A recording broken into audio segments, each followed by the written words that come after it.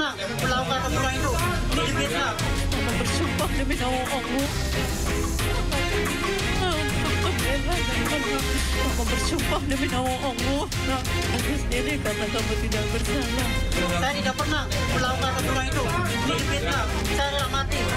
Saya tidak pernah melakukan pembunuhan itu di Vietnam. Saya rela mati. Pemirsa, kuasa hukum Peggy Setiawan hari ini menyambangi gedung Komisi Yudisial Jakarta untuk memberikan surat resmi permintaan pemantauan terhadap proses pra-peradilan kliennya. Kuasa hukum Peggy menjelaskan pra-peradilan dilakukan karena penetapan Peggy Setiawan sebagai tersangka dinilai tidak memiliki alat bukti kuat. Kuasa hukum Peggy juga menyatakan keberatan karena tidak menerima surat perpanjangan penahanan Peggy Setiawan dan hingga hari ini dari kepolisian. Selain itu dirinya juga tak sependapat dengan tes psikologi dan lie detektor terhadap Peggy dan menyatakan polisi fokus mencari bukti kuat pembunuhan kasus Vina dan Eki.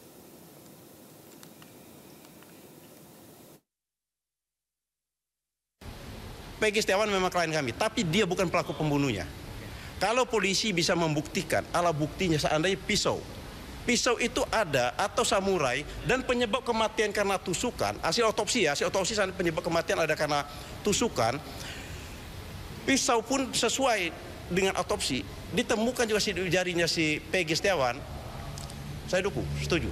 Tetapi tidak, hanya ijazah sama KTP, apa hubungannya? Kecuali kalau Peggy Setiawan dalam kasus ini adalah kasus pemalsuan ijazah, baru masuk di akal. Untuk itu maka saya bilang, Kepolda ini udah tangguhkan, bebaskan si Peggy. Tidak ada kata lain, bebaskan. Bahkan saya bilang, bukan hanya Peggy bebaskan. Yang sudah menjalani terpidana itu bebaskan. Tetapi dengan cara, karena ini sudah dihukum, mungkin mereka melalui jalur PK. Batas penahanan Peggy itu tanggal 10. Sekarang sudah tanggal 12. Satu hari aja itu tidak boleh loh menahan orang tanpa surat. Itu boleh dikatakan penyekapan. Penahanan tidak sah. Orang tidak ada surat, tidak ada ininya kok. Penyekapan, boleh dikatakan penyekapan. Gitu loh. Kecuali kalau ada surat. Teka-teki kasus pembunuhan Vina dan Eki terus berkembang, sejumlah fakta dan data mencengangkan terus hadir ke permukaan. Salah satunya adalah mantan terpidana Saka Tatal yang terus melawan. Dan berikut adalah cuplikan wawancara Aiman Wicaksono bersama Saka Tatal serta salah satu saksi kunci Liga Akbar dalam program Rakyat Bersuara. Saka tidak melakukan apa yang kemudian dituduhkan sampai kemudian diputuskan oleh pengadilan. Saka tidak melakukan. Walaupun disumpah juga sampai pocong aja suruh ke sini sekalian. Biarin biar tahu rasa. Saka pocong juga berani. Saka tidak tahu. Bahwasanya Saka aja tuh ada di rumah. Kejadiannya aja ada enggak, Saka tuh nggak tahu. Tiba-tiba diambil waktu itu, ditangkap. Iya tiba-tiba juga ditangkap, nggak ada keterangan apapun. Ya ditangkap juga habis ngisi bensin. Surat penangkapan nggak ada. Saka sempat waktu itu disiksa. Sempat.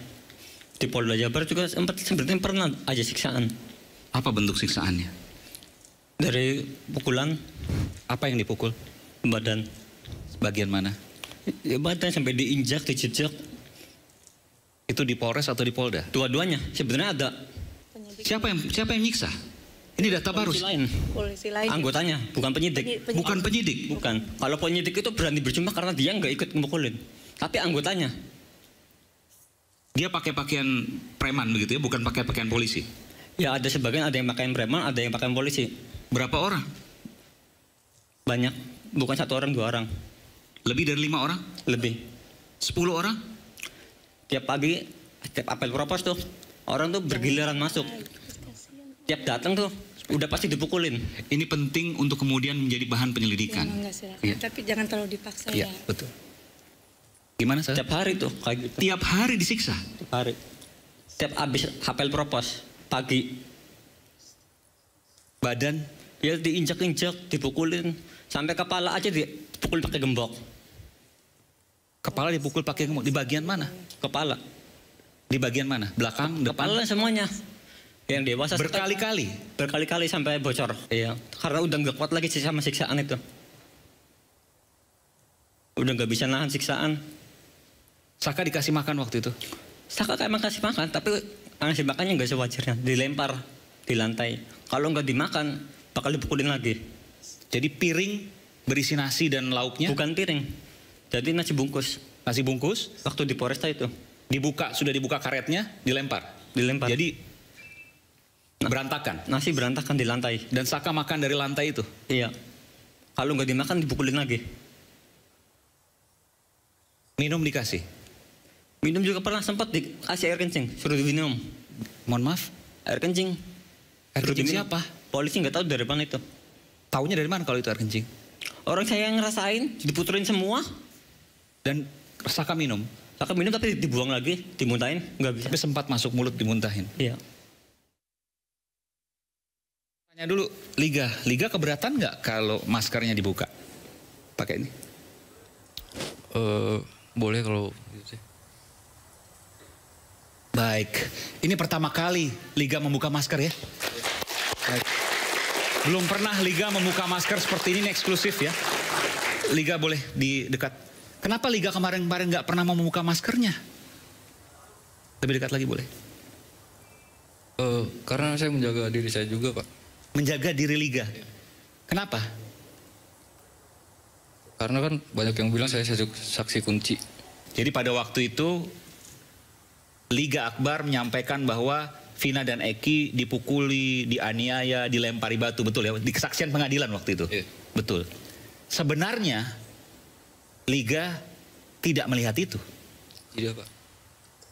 Liga tidak mengetahui sama sekali kejadian itu? Tidak. Lalu kenapa? Mohon maaf didekatkan lagi. Lalu kenapa pada waktu kesaksian di pengadilan berbeda? Saya bingung waktu itu, Pak. Saya mau bilang sama siapa. Karena nggak ada yang percaya.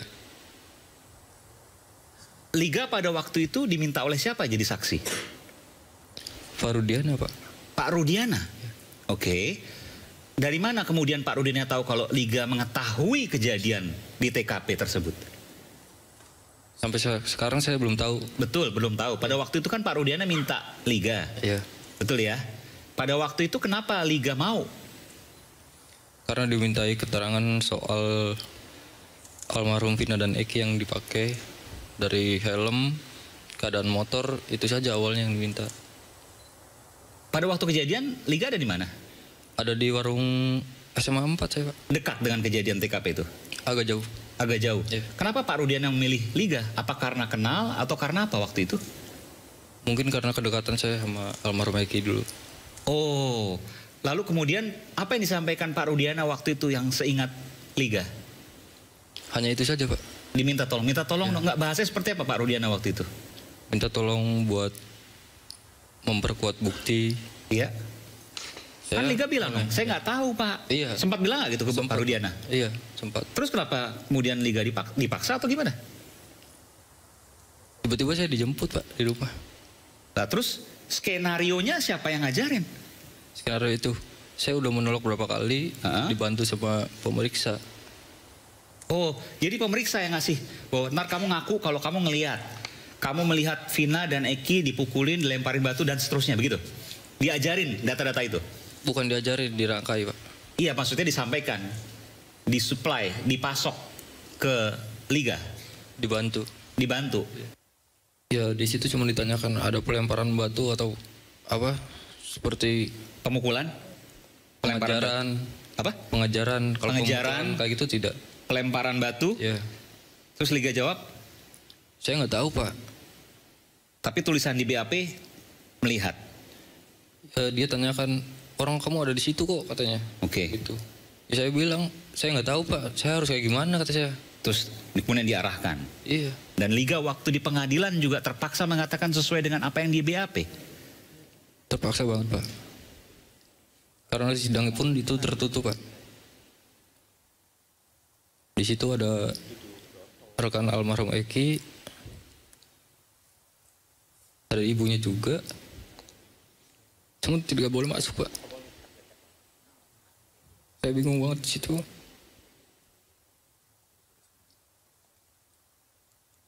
Liga menyesali ini semua. Menyesali betul. Kalau seandainya bisa berbalik, Liga akan mengatakan sesungguhnya apapun yang terjadi. Liga tidak ada ancaman disiksa waktu itu. Gak apa-apa, katakan aja. Tidak ada, Pak. Tidak ada ya. Baik. Dan sampai kapanpun Liga akan mengatakan kebenaran. Sampai kapanpun. LPSK memproses sejumlah permohonan dari saksi kasus pembunuhan Vina dan Eki. LPSK memastikan bahwa para saksi terkait akan mendapatkan pelindungan demi rasa aman dan nyaman. Hingga kini sudah ada 10 orang yang memohon perlindungan pada LPSK. Menurut Ketua LPSK Ahmadi, kasus ini memiliki tantangan dalam penelaahan. Pasalnya, kasus ini sudah 8 tahun yang lalu sehingga pemohon kesulitan untuk mengingat atau mengungkap secara runtut fakta yang terjadi. Mempertimbangkan sejumlah tantangan tersebut, LPSK perlu waktu agar lebih berhati-hati untuk menelaah kasus ini. Bagi LPSK yang terpenting adalah rasa aman dan nyaman terhadap saksi.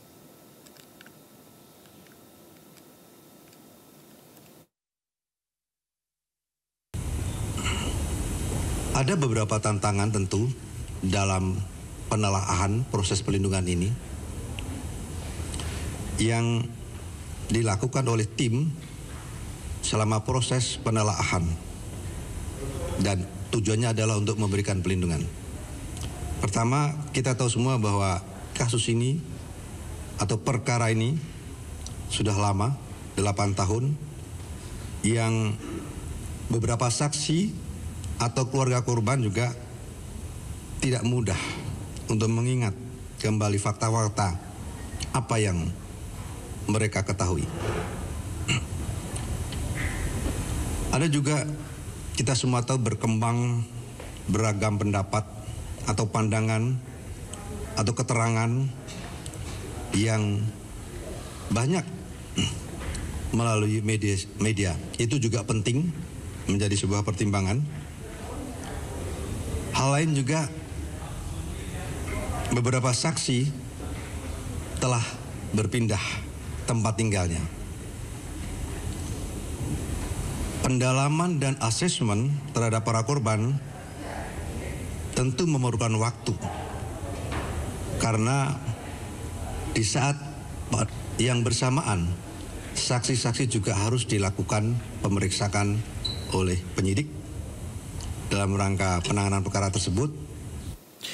Kuasa hukum keluarga Vina, Hotman Paris Hutapea, meminta penyelidikan lanjutan kasus Vina ditunda terlebih dahulu. Hotman meminta agar Presiden Joko Widodo membentuk tim pencari fakta untuk memberikan rekomendasi ke tim penyidik. Kami melakukan konferensi pers ini karena setelah mengamati perkembangan penyidikan, kalaupun nanti perkara ini dibawa ke pengadilan, di mana Peggy sebagai tersangka, maka motivasi dan fakta sebenarnya secara keseluruhan dari kasus ini tidak akan terbongkar. Tidak akan terbongkar. Karena sekarang ini kan targetnya hanya satu, Peggy. Ya, sementara misteri kenapa kejadian ini dan kenapa berita acara semua saling bertentangan tidak terbongkar. Apa yang terjadi tidak terbongkar. Ya. Penyidik nanti sama jaksa hanya akan berpatokan kepada hukum acara pidana formil. Dia akan mengatakan 2 alat bukti cukup. Peggy bersalah. Dia akan mengatakan begitu. Akhirnya kasus ini akan menguap dengan sendirinya. Akan berakhir di situ. Sementara yang apakah benar fiktif atau tidak akan lagi ditindaklanjuti. Maka kami dari tim Hotman 911 yang sebagai kuasa hukum dari keluarga Vina berpendapat kasus ini sebaiknya penyidikannya sementara ditunda dulu agar Pak Jokowi membentuk tim pencari fakta yang netral, terutama dari para ahli hukum pidana dari universitas, untuk menyelidiki fakta sebenarnya, dan setelah terkumpul nanti baru diserahkan kepada penyidik. Saya tidak pernah melakukan pembunuhan itu. Ini difitnah. Bersumpah demi nama Allah. Aku bersumpah demi nama Allah. Nak, aku sendiri kata kamu tidak bersalah. Saya tidak pernah melakukan pembunuhan itu. Ini fitnah. Saya telah mati. Saya tidak pernah melakukan pembunuhan itu. Ini